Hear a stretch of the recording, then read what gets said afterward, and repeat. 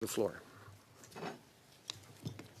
Honorable Senators and members of the committee, I've spent my life working in suicide prevention. I was president of the Canadian Association for Suicide Prevention and the International Association, founder of the Quebec Association for Suicide Prevention, and I work with the World Health Organization in training, research, and policies. I believe that MAID should be available when suffering is not remediable by other means. However, in the case of mental illness, this is not possible to determine. I believe that suicides are preventable, even in seemingly hopeless situations. And I agree with the position of the International Association for Suicide Prevention that the overlap between MAID requests and suicide makes it impossible to distinguish between them, and that MAID for mental illness will undermine suicide prevention by communicating that death is a viable alternative to treatment. I don't think I have to say much about irremediability. Other people have talked about its impossibility to be determined with mental illness.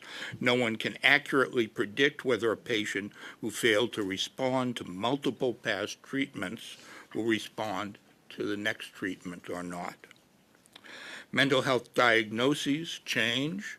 They are unfortunately unreliable. Common diagnoses like schizophrenia. If you ask two psychiatrists to independently make a diagnosis, in about 1 out of 7 patients, they will make different diagnoses, which means that many people get the wrong treatment unless or until their diagnosis is corrected.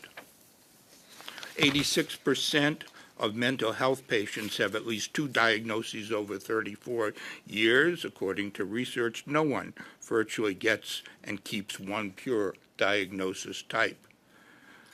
We have an obligation to provide access to mental health treatment before providing access to MAID. The Canadian Institute for Health Information in 2025 found that 41% of adults with a mental illness said that their needs were not met at all or only partially. 52% of young adults reported not being able to obtain any or only limited help for their mental illness. And 1 out of 3 Canadians say that they did not have access to mental health services because they are unable to pay the costs. Some believe that requests for MAID are more reasonable or rational, and this can be distinguished from suicide. However, there is no discernible difference between the reasoning in MAID requests for mental illness and justifications given for suicide. And both people feel their suffering is interminable and intolerable. Moreover, most important human decisions are emotional, not rational or reasoned. What's the most important decisions we make? Who we marry, career choice, even what type of car we buy. We cannot expect that while we are suffering from a mental illness, and mental illnesses can cloud one's thinking, things should be any different than other important decisions we make. I held the Boer-Alaskan Canadian National Fellowship in Human Rights Research to study euthanasia in the Netherlands, where MAID for mental illness was legalized in 2002.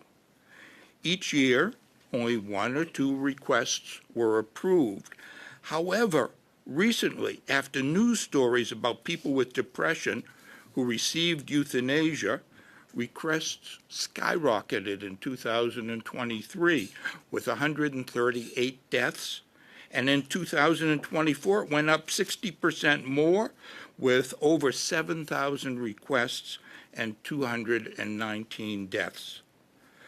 Most of the people who died and who requested it were depressed women living alone under age 24.